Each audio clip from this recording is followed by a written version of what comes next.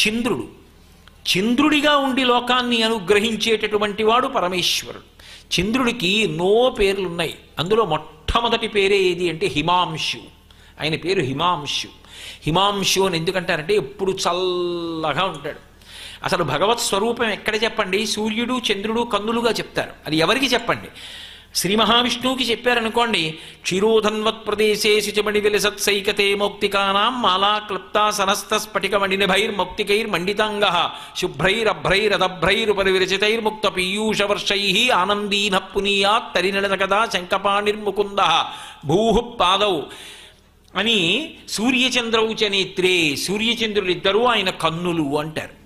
పరమశివుడి విషయం చెప్తే వందే శంభు ఉమాపతిం సరగురుం వందే జగత్కారణం వందే పన్నగభూషణం మృగధరం వందే పశూనాం పతిం వందే సూర్య శశాంక వన్ని నయనం అంటారు. సూర్యచంద్రులిద్దరూ ఆయనకి కన్నులు. అమ్మవారిని చెప్తే సూర్యచంద్రులిద్దరూ ఆవిడికి తాటంకములు. అందుకని తపనోడుపమండల. ఆ తల్లి కన్ను మూసిందా సూర్యచంద్రులు ఇద్దరు అస్తమిస్తారు కాబట్టి లోకములు ప్రళయానికి వెళ్ళిపోతాయి. అందుకే ఆ విన్మేష నిమిషోత్పన్న విపన్న భువనావళి. భగవంతుడు అంటే సూర్యచంద్రులు ఇద్దరు కన్నులుగా చెప్తారు. నిజానికి సూర్యుడు ప్రాణవాయువు, చంద్రుడు అపానవాయువు. సూర్యుడు కన్ను, చంద్రుడు మనస్సు. అందుకే చంద్రమా మనసో జాతః చక్షో సూర్యో అజాయత ముఖాదింద్రశ్చాగ్నిశ్చ ప్రాణాద్వాయురజాయత అంటూ పురుష సూక్తం వేదం.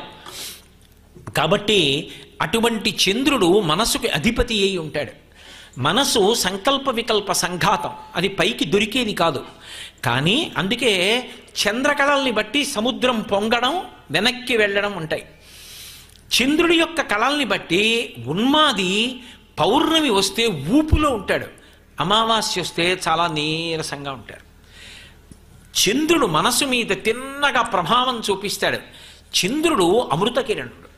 శంకరాచార్యులు వారు సౌందర్యలహరిలో 1కి 10 మాటలు హిమకరహ హిమకరహ హిమకరహ అంటారు. చల్లటి కిరణములు ఉన్నవాడు హిమాంశు. ఇంకా సూర్యుడు మధ్యాహ్న కాలంలో చూడలేం, చంద్రుడు ఎప్పుడూ చల్లగా ఉంటాడు. అసలు ఎక్కడైనా అందము అంటే చంద్రబింబంతోటే పోలుస్తారు.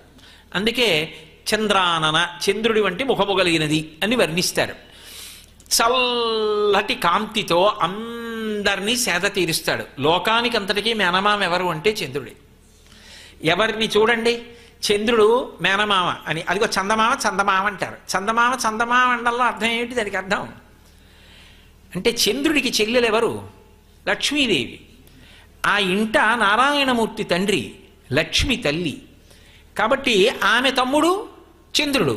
కాబట్టి పిల్లలకి చందమామ. అంటే దాని అర్థం ఏమిటి? కన్యాదానం చేసినప్పుడు ఏమని కన్యాదానం చేశారు? తండ్రి, ఈమె నా కూతురు లక్ష్మీస్వరూప, నువ్వు నారాయణమూర్తివి, కాళ్ళు కడిగి కన్యాదానం చేస్తున్నాను, లక్ష్మీనారాయణుల్లా బతకండి, ఆ ఇల్లు వృద్ధిలో ఉండాలి. అయినప్పుడు ఆమె తమ్ముడు చంద్రుడు మామయ్య, అందుకని పిల్లలందరికీ చందమామ. కానీ మళ్ళీ వీళ్ళు పెద్దవాళ్ళైతే మళ్ళీ వీళ్ళావిడికి చందమామ, ఎప్పటికీ మామే ఆయన. అదో చమత్కారం. ఎందుకంటే అంత చల్లటి వాడు కదా, అందరూ మేనమామగానే ఆయన్ని భావన చేస్తారు. అందరికీ ఆయన అన్నదమ్ముడే. అందగత్తెలు ఎక్కడున్నా చంద్రాననలే, చంద్రవదనలే. అంత చల్లటి కిరణములు కలిగిన వాడు, అంతగా మనసుని సేద తీర్చగలిగినటువంటి వాడు.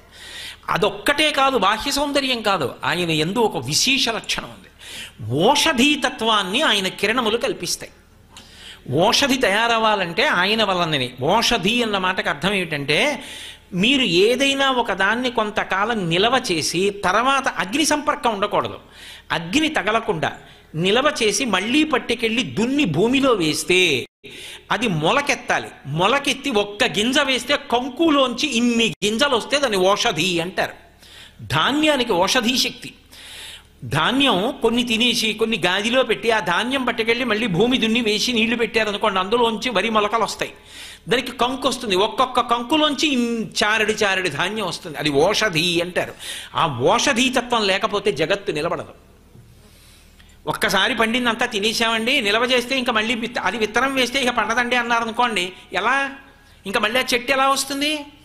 ఓ మామిడి పండు తినేసి టెంక పారేసాను అనుకోండి, అది అలా భూమిలో పడి ఉంటుంది. వర్షాకాలం వచ్చి తగిలిందనుకోండి, నీటి చుక్క మామిడి మొక్క పైకి వస్తుంది. అది ఓషధి. చంద్రకిరణముల చేత ఆ శక్తిని రక్షిస్తాడు, అందులోంచి ప్రత్యుత్పత్తి శక్తి కాపాడబడుతుంది. అది ఓషధీ శక్తి అంటారు, భేషజీ అంటారు.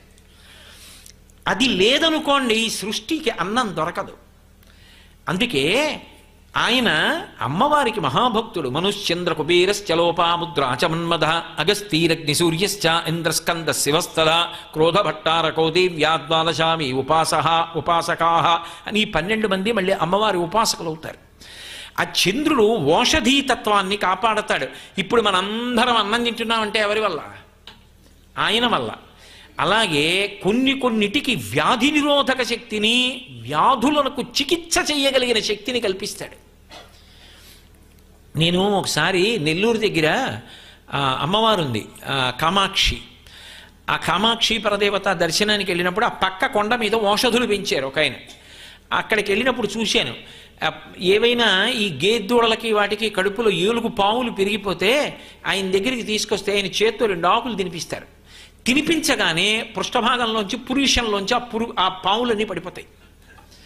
ఇన్ని ఓషధులు ఆయన దగ్గర. ఇప్పుడు ఉందో లేదో ఆ ఓషధీవనం నాకు తెలియదు. రక్తపోటు తగ్గించగలిగినటువంటి ఓషధుల దగ్గర నుంచి ఎన్ని ఓషధులు పెంచాడో ఆయన మహానుభావుడు. ఆ పర్వతం అంతా ఓషధీవనం వేశాడు ఆయన. అక్కడ నరసింహస్వామి ఓ కొండ మీద ఉంటారు, ఓ కొండ మీదేమో మహాతల్లి కామాక్షి పరదేవత ఉంటుంది, ఓ కొండ మీదే ఈయన ఓషధి వనాన్ని పెంచారు. నాకు ఇప్పుడు ఉందో లేదో తెలియదు సుమండి, నేను ఎప్పుడో చూశాను, ఒక 5-6 సంవత్సరాల క్రితం వెళ్ళి చూశాను. కాబట్టి ఆ ఓషధులకు రోగాన్ని నివారించగలిగిన శక్తి ఎవరిస్తారు అంటే చంద్రకిరణముల ద్వారా వస్తాయి. ఎందుకని అంటే ఆయన కిరణముల నుండి అమృతస్రావం అవుతుంది. అమృతం ఎక్కడి నుంచి పడుతుంది అంటే చంద్రకిరణములు. అందుకే సుధాకిరణుడు, అమృత కిరణుడు అని ఆయనకి పేరు. అటువంటి చంద్రుడు లోకములన్నిటినీ కూడా రక్ష చేస్తూ ఉంటాడు.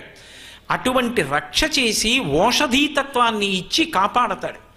మనసుకి పరిపుష్టినిస్తాడు, మనసుకి ఉత్సాహాన్ని కల్పిస్తాడు, సముద్రాన్ని పొంగేటట్టు చేస్తాడు, కళలకు నిధి. అందుకే చంద్రుడి పేరు ఏమిటంటే కళానిధి. కళానిధి అన్న పేరు ఎవరిది అంటే చంద్రుడిది. మీరు అమరకోశం చూస్తే కనపడుతుంది. కళానిధి చంద్రుడి పేరు. ఇన్నిటిని ఇవ్వగలిగినటువంటి అద్భుతమైన శక్తికి ఆలవాలం ఎవరంటే చంద్రుడు. అందుకే సోముడు అని పేరు. ఆయన శివలింగంగా ఉంటాడు. ఇన్ని విభూతులు చంద్రుని ఎందుచేత ఉన్నాయి అంటే అది శివస్వరూపమై లోకాలకి వెదజల్లి కాపాడుతోంది.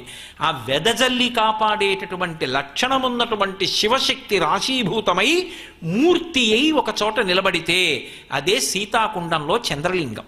అందుకే ఆయన్ని పృథివిలో కాంచీపురంలో ఉంటే శర్వుడు అని పిలుస్తారు. జలానికి అధిదేవతగా ఉంటే భవుడు అని పిలుస్తారు. ఆయన అగ్నికి అధిదేవతగా ఉంటే రుద్రుడు అని పిలుస్తారు. ఆకాశమునకు అధిదేవతగా ఉంటే భీముడు అన్న నామంతో పిలుస్తారు. దక్షారామంలో భీమనాథుడు భీముడు అని పిలుస్తారు. వాయువుకు అధిదేవతగా ఉంటే ఉగ్రుడు అని పిలుస్తారు. అలాగే ఆయన సూర్యుడికి అధిదేవతగా ఉన్నప్పుడు ఈశానుడు అని పిలుస్తారు. చంద్రుడికి అధిదేవతగా, చంద్రుడు లింగంగా దర్శనం ఇచ్చినప్పుడు శివస్వరూపంగా మూర్తివంతమైతే మహాదేవుడు అని పిలుస్తారు. అందుకే ఈ 8 శివస్వరూపాలు. అందుకే శివపూజ చేయడానికి నిజానికి అన్ని నామాలు వాడక్కర్లా, ఈ 8 నామాలే అష్టమూర్తి. భవాయ దేవాయ నమః, శర్వాయ దేవాయ నమః, ఈశానాయ దేవాయ నమః, పశుపతయే దేవాయ నమః, రుద్రాయ దేవాయ నమః, ఉగ్రాయ దేవాయ నమః, భీమాయ దేవాయ నమః, మహతే దేవాయ నమః. అంటే 8తో పూర్తి అయిపోతుంది. మళ్ళీ దానికి పత్ని చెప్తే అమ్మవారు అయిపోతుంది.